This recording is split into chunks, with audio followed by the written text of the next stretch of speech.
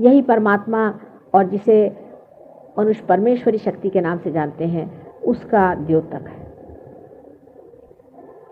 इसके बीचों बीच जो चक्र है जिसे कि हम हृदय चक्र कहते हैं, जो कि कार्डियक प्लेक्सस को चलाता है, ये हृदय चक्र में जगदम्बा का स्थान है, दुर्गा जी का स्थान है, जिनको हमने 1000 शब्दों में वर्णित किया है, लेकिन उन्होंने अनेक और भी जन्म लिए हैं। ये इस भवसागर में आती हैं और यहाँ पर जो जो भक्त लोग परेशान रहते हैं उनको आकर के चेतना देती और उनके अंदर शक्ति भरती हैं। और इन्होंने अनेक बार इसीलिए जन्म लिया कि भक्तों की रक्षा करें और उसके अंदर वो शक्ति दे जिससे वो दुष्टों का नाश कर सकें और दुष्टों का पारिपत्य कर सकें। उससे इस साइड में यहाँ पर बनाए नहीं है, लेकिन स्थान है यहाँ पर भी, जिसे कि हम राइट साइड में कहते हैं चक्र है। ये चक्र आप देख रहे हैं कि रजोगुण पे या जिसके कहते हैं पिंगला नाड़ी पर, यहाँ पर इसकी मर्यादा बनी हुई है और यहाँ मर्यादा पुरुषोत्तम श्री राम का स्थान है। यहाँ से 10 अवतरण में से 8वां अवतरण यहाँ पर हुआ और उसके बाद वो एक तरफ हो गए, क्योंकि उनको ये भी भुला दिया गया था कि वो अवतार है, वो पूर्णतया मनुष्य के रूप में संसार में रहे, क्योंकि मानव को ये बताना था कि एक आदर्श मनुष्य किस तक पहुँच सकता है, किस हद तक पहुँच सकता है। इसलिए मैंने आपसे बताया था कि जिस मनुष्य के अपने पिता से संबंध ठीक नहीं हो, या अपने पत्नी से संबंध ठीक नहीं हो, या जो प्रजा ठीक न हो, जो राजा ठीक न हो, या जो अपने बेटों के साथ अच्छा व्यवहार नहीं करता हो, ऐसे आदमी का ये चक्र पकड़ता है।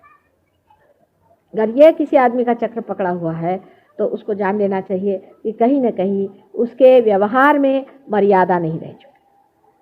स्त्री का अपना स्थान होता है। बहुत से आदमियों की ऐसी गंदी आदत होती है कि अपने स्त्री को अत्यंत बुरी तरह से और बहुत ही गंदी दशा में रखते हैं और खुद बहुत अच्छी हालत में रहते हैं, क्योंकि वो सोचते हैं कि हम जैसा चाहें वैसा होगा, या उनको बहुत सताते हैं, उनको बहुत पीड़ा देते हैं।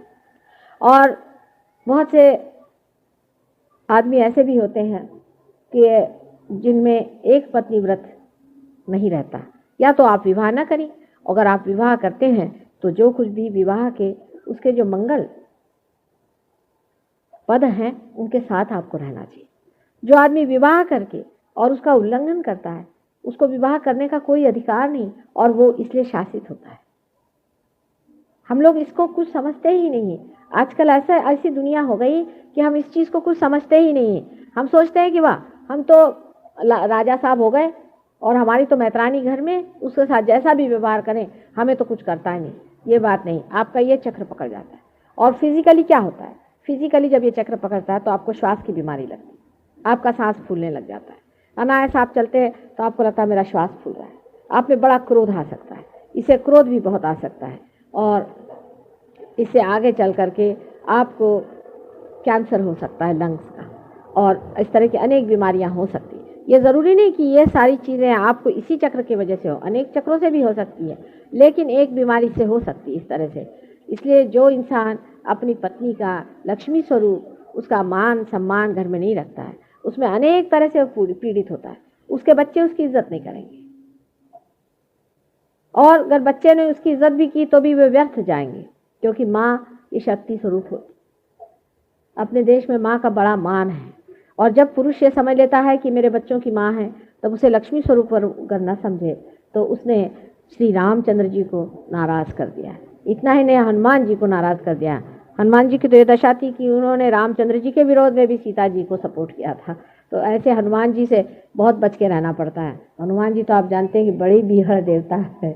वो अगर कभी नाराज़ हो जाए तो वो सीधे सीधे नाराज़ नहीं होते हैं, उनके तरीके इतने गड़बड़ होते हैं कि आप लोग बिल्कुल उनके चक्कर में मत आइए। मैं आपसे सच सच बताती हूँ कि वास्तविक मनुष्य समझ ही नहीं पाता है कि हम अनायास ही कितने दुख बेकारी में अपने पे जोड़ते हैं। और लोग कहते हैं तो भगवान ने ही सब दुख बनाए। क्या भगवान ने कहा था कि आप विवाह करो, विवाह वेदी पर पत्नी बनाओ और उसके बाद में बेवकूफ़ियाँ करते घूमो? विवाह संस्था जरूर भगवान ने बनाई है, हर विवाह संस्था में वो खुद हाजिर होते हैं, ये भी बात सही है, लेकिन विवाह के बंधन को हम उसको मंगल और शुभ और कल्याणकारी बनाते हैं कि एक आफत मचाए रखते हैं। खासकर आजकल के ज़माने में इतनी गंदी प्रथा चल पड़ी है कि जब भी मजाक करना हो तो पत्नी का मजाक करती है। पत्नी ये बहुत बड़ी पूजनीय चीज़ है। ऐसा कहा जाता है, यत्र नार्या पूजन्ते तत्र रमन्ते देवता। जहाँ पे स्त्री पूजनीय होती है और पूजी जाती है वहीं देवता का रमण होता है। आजकल जो इतने राक्षस यहाँ आ गए हैं, इसका कारण यही है कि यहाँ नारी जाति का बड़ा अपमान होता है। हालांकि मैं आपसे ये कहूँगी कि हिंदुस्तान की स्त्री जैसे स्त्री आपको संसार में नहीं मिलेगी, हिंदुस्तान की माँ जैसी माँ आपको संसार में नहीं मिलेगी। हम लंदन में रहते हैं, हमने देखा, हमें तो आश्चर्य होता है कि वहाँ की माएँ हैं कि दाइयाँ भी उससे अच्छी अपनी यहाँ की इस तरह से वो लेती, बिल्कुल मर्सीनरी। बच्चों के प्रति उनको कोई प्रेम नहीं, पति के प्रति उनको कोई प्रेम नहीं। ज़रा सी कोई चीज़ गड़बड़ हो गई तो डिवोर्स करने को खड़ी हो जाती है। घर में कोई काम नहीं करती, आदमी को सुबह से शाम तक बिल्कुल उन्होंने बेहतर बना दिया। आदमी को तो हालत ऐसी चौपटा दी है। और कहते हैं कि हम भी पहले हिंदुस्तानी औरतें जैसी थी, लेकिन हमने समझ लिया कि आदमी ऐसे नहीं ठीक होता तो उसके हम खोपड़ी पे चढ़ गए। अगर औरत अगर उत्पात करे तो आदमी का कोई ठौर नहीं। इसलिए मेहरबानी से आप ज़रा से समझ में आइए, इस पर विचार करें कि आप होंगे बहुत बुद्धिमान होंगे, लेकिन स्त्री का अपना स्थान है, आपका अपना स्थान है। अगर आप स्त्री को बहुत दबाइएगा तो जब वो स्वतंत्रता के नाम पे उठेगी तो ऐसा आपको ठिकाना लगाएंगे। आप देख ही चुके हैं, एक तो लगा चुकी हैं आपको ठिकाना।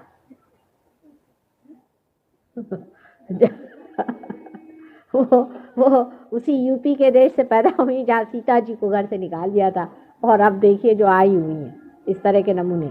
इसलिए आप समझ लीजिए कि औरत की जो सहिष्णुता है, उसका जो प्रेम है, उसका महत्व करना चाहिए, क्योंकि प्रेम संसार में आप खरीद नहीं सकते। जब औरत क्रूएल हो जाती है तो सोच लिए कि वो मनुष्य भी ज़्यादा इतनी भयंकर नराधम हो जाती है कि आप उससे मुकाबला नहीं ले सकते। इसलिए अपने यहाँ अपनी लड़कियों का आदर करना, अपनी पत्नी का आदर करना, ये बहुत ज़रूरी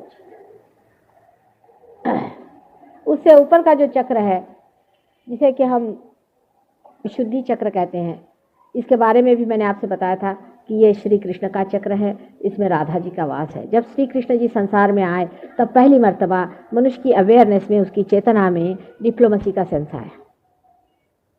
उससे पहले उसको डिप्लोमेसी मालूम नहीं थी, वो सीधे स्ट्रेट फॉरवर्ड चलता था, नाक के सिधार में। उसके बाद कृष्ण ने कहा कि ये टेढ़े लोग हैं, इनमें डिप्लोमेसी भरनी चाहिए। और डिप्लोमेसी का मतलब ये होता है कि जो शुद्ध और पवित्र डिप्लोमेसी होती है वो मनुष्य के लिए कल्याणकारी होती है, अत्यंत उस हितकारिणी होती है। जैसे आप जानते हैं कि उनको रणछोड़ दास कहा जाता है। एक बार एक राक्षस को ऐसा वरदान मिला था कि उसको कोई नहीं मार सकता था, ब्रह्मा विष्णु महेश कोई भी उसको नहीं मार सकते थे। और उसने कृष्ण की सारी सेना को मारना शुरू कर दिया, और कृष्ण जी भी वहाँ उसके साथ समझ गए थे कि ये इसको तो कोई मार नहीं सकता क्योंकि इसको वरदान मिला है, तो लेकिन इसका मारना ज़रूरी है कि उन्होंने हाहाकार मचा दिया, त्राही त्राही कर दी। अब क्या करें, क्योंकि इनको तो वरदान मिला हुआ है। तो उन्होंने ये सोचा कि ठीक है, इनका इलाज किया जाए। तो एक ऋषि थे, बहुत तपस्वी ऋषि थे, और ये ऋषि लोगों को एक ज़रूर मिल जाती है आशीर्वाद स्वरूप एक शक्ति कि वो किसी को चाहे भस्म कर सकते हैं। तो ये ऋषि जी ने बड़ी तपस्विता की थी और ये सो गए थे और वर्षों से सो रहे थे। तो उनको ये वरदान था कि जिस आदमी को आप पहली मर्तबा आँख खोल के देखिएगा वो भस्म हो जाएगा, चाहे वो कोई भी।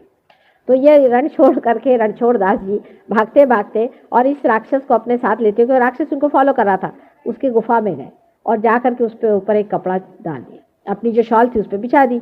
इसने सोचा, राक्षस ने सोचा कि ठीक है यही कृष्ण सो रहा है। तो उन्होंने खूब चिल्लाया, अच्छा आप पकड़ में आ गए, अब कहाँ जाओगे, तुमको तो अब कोई बचा नहीं सकता, मैं तो वरदान में हूँ, और चलो। और जैसे ही उन्होंने उनका कपड़ा खींचा वैसे ही उठते ही था, इन्होंने उनको बस पकड़। ये डिप्लोमेसी, लेकिन ये कल्याणकारी और हितकारिणी है। कृष्ण का संहार भी हितकारिणी है। लोग अहिंसा अहिंसा कहते रहते हैं, अहिंसा का कोई अर्थ ही नहीं समझता है। लोग कहते हैं कि जैन लोग खास करके कहते हैं कि कृष्ण बहुत खराब थे, वो तो परमात्मा हो ही नहीं सकते और वो किसी काम के नहीं क्योंकि उन्होंने हिंसा करी। अब अगर राक्षसों की हिंसा अगर परमात्मा नहीं करेगा तो क्या राक्षस कहने आओ मुझे खाओ, और भाई तू सबको खाता रहे, राक्षसों को ये कहना है? इनकी तो रक्षा नहीं करनी चाहिए ना। या उनके लिए आप भेजिए बना करके सब लोगों के शरीर को काट काट के भेजिए कि हाँ खाओ भाई, तुम्हारा ये खाना है, हम भेज रहे हैं, क्योंकि हम तो साधु सन्यासी सहयोगी राक्षसों का तो हनन करना ही जरूरी है, उनको बगैर हनन के नहीं होता, क्योंकि राक्षस वो जाति होती है जिसके पास में आत्मा नहीं, जिसके अंदर कुंडलिनी नहीं होती, और उनकी आंखें बिल्लियों जैसी होती है। आपने बिल्लियों की आंखें देखी होगी, कभी देखी है? बिल्ली की आंख एकदम से झपक करके एकदम बंद हो जाती है और अंदर की तरफ मुड़ जाती है। ऐसे राक्षस आजकल बहुत है, कम से कम 16 राक्षसों ने जन्म लिया है और 6 राक्षसी ने जन्म लिया है। आप देखें उनकी आंखें, आप जाके देखें तो पता चलेगा। कभी कभी वो अपनी आंखें ऊपर ही नहीं करें। ऐसे राक्षस कलयुग में इतने सारे आ गए और आपके खोपड़ियों में भी घुस गए। सभी सहजियों से विनती है, हमारे इस चैनल को सब्सक्राइब करके सहज को फैलाने में हमारी मदद करें। जय श्री माता जी।